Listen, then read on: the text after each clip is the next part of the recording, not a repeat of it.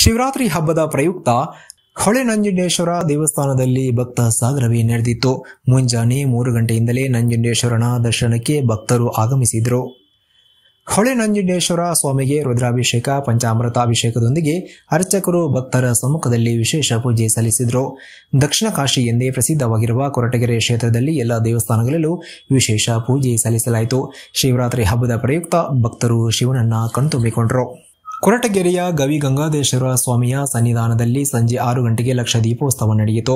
ಹೊಳೆನಂಜುಂಡೇಶ್ವರ ಸ್ವಾಮಿಯ ಸನ್ನಿಧಾನದಲ್ಲಿ ರಾತ್ರಿ 9ರ ತನಕ ಭಕ್ತರಿಗೆ ದೇವರ ದರ್ಶನಕ್ಕೆ ಅವಕಾಶ ನೀಡಲಾಯಿತು.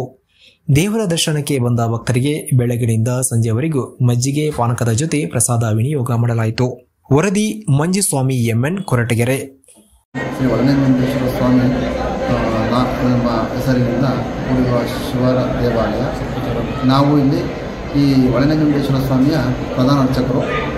ಇದು 1900 ಬೆಳಗ್ಗೆ ಬೆಳಗಿನ ಜಾವ 3 ಗಂಟೆಯಿಂದ 5 ಗಂಟೆವರೆಗೂ ರುದ್ರಾಭಿಷೇಕ, ಪಂಚಾಮೃತಾಭಿಷೇಕ ಮಾಡಿ ಅಲಂಕಾರ ಮಾಡಿ 6 ಗಂಟೆಗೆ ಮಹಾಮಂಗಳಾರತಿ ಮಾಡಿದ್ದೀವಿ.